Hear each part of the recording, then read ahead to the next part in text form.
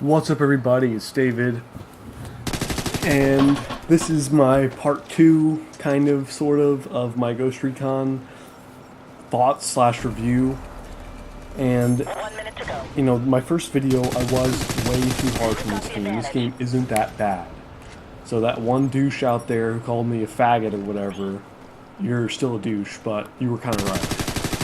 The main reason why I was so angry when I did that review was because I really liked Ghost Recon 1 and 2, Advanced Warfighter, and this game is nothing like those games, and I should have just reviewed this game based on itself, which is what I'm going to do.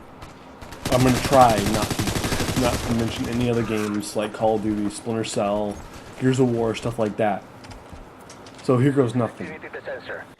One good thing about this game is its excellent sound design. Just listen.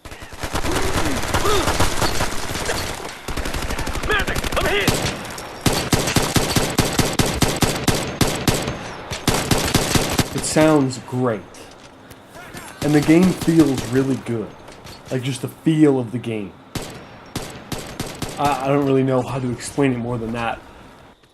It sort of reminds me of, and I know I said I wasn't going to mention any other games, but it sort of reminds me of Splinter Cell Conviction with the pace of Call of Duty, which feels pretty good. It's not my type of game, but it feels good, which is very important to me in a shooter. The sounds and the feel of the guns and stuff like that. So there's one big plus. I do like that. What I don't like about it, like I said earlier, is that it's nothing like the previous Ghost Recons, and that really annoys me. Another thing I like about this game is it promotes teamwork to an extent. It's not like a most teamwork-oriented game I've ever seen in my life, but it does promote teamwork, because if you don't go for the objective, you will lose. You can't just run around the map killing people and expect to win just by doing that. Another thing I don't like about this game, though, is the spawns. Usually, well, at least on Pipeline, it's not that bad on Mill, but on Pipeline, the spawns are very unbalanced for the Russians. At least in my experience. And I know this is a beta, and they can fix that. And I really hope they do, because most of the time, whenever I'm the Americans, and we're better than the Russians, we just push them back to their base, and they're stuck in their spawn. The game just evolved into one team fighting their way out of their spawn. Sometimes the servers can be quite laggy. I'm not sure if it's dedicated servers or player hosted. And once again, that may be just the beta. They might upgrade their servers or whatever in the full game. One really cool feature about this game, though, is the suppression system. When you have a light machine gun, is very cool. Because if you shoot someone while they're behind cover, I mean, when it says suppress, it really means suppress. That guy, he can't do anything, he can't see anything. His camera zooms so far in. It's actually a really cool effect. I really like that. And the transition in this game between first and third person is flawless. Like, when I'm shooting at somebody, aim down the sights, and I click in that thumbstick and I go into first person, it doesn't skip a beat. I really like it. Like I said, it's all the feel of the game. It's excellent. I really like the feel of this game.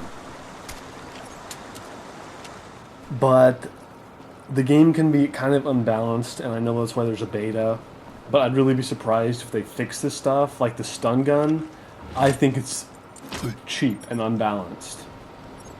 That's just me. Any weapon like that that's just a one-hit kill is just cheap to me, especially when you can undermount it on your gun.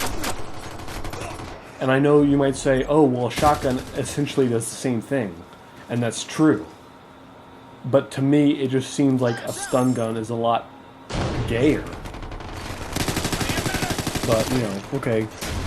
And on sort of on that same note, the close quarter combat in this game is a little clunky. And I haven't seen many third-person shooters where it isn't. with the exception of maybe Gears of War. So I don't really know what they can do to fix that, but it just seems clunky to me, especially when it's a close-range gunfight.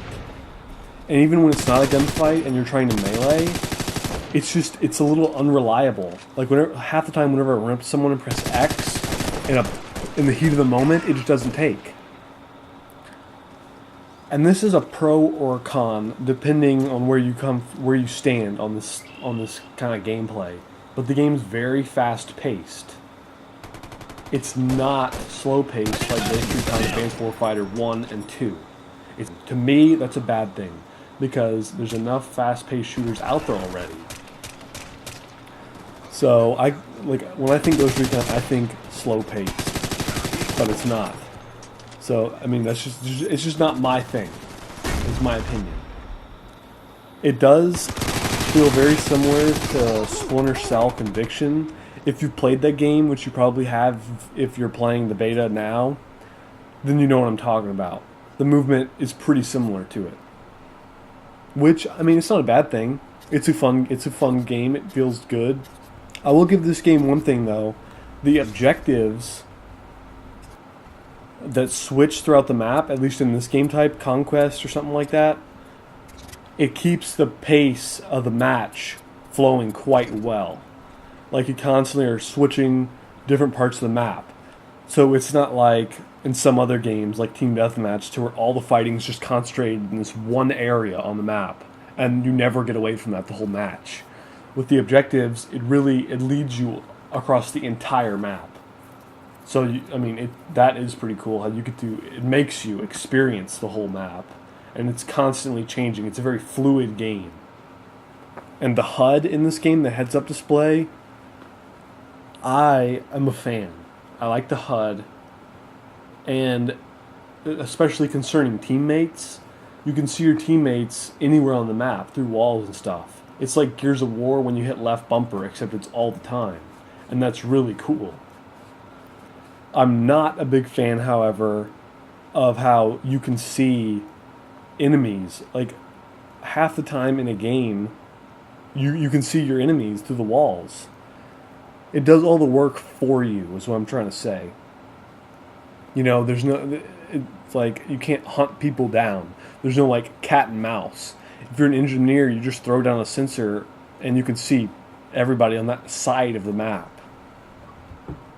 The kill cam in this game, however, can get a little buggy, and I know it's a beta, and they'll probably fix it, but the kill cam does get a little buggy at times.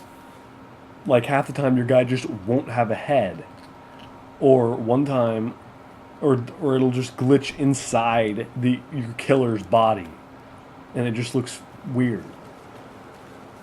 But it's the beta, once again, so they'll probably fix it. The class system in this game is a little underwhelming, because there's only 3 classes, and they can all serve, some of their roles overlap into each other. Like the sniper, he can use submachine guns. So can the engineer, or machine pistols. And so it just kind of overlaps, you know? And as much as I hate to say this, there may as well not be a class system. It may as well just be Call of Duty. Pick a weapon. It's not specific enough. So, closing thoughts on this game. This game is not a bad game, like my first video would lead you to believe. I was really rough on it, and I apologize. But that doesn't mean this game's great either. I don't think it's a great game. Would I dissuade you from buying it? No.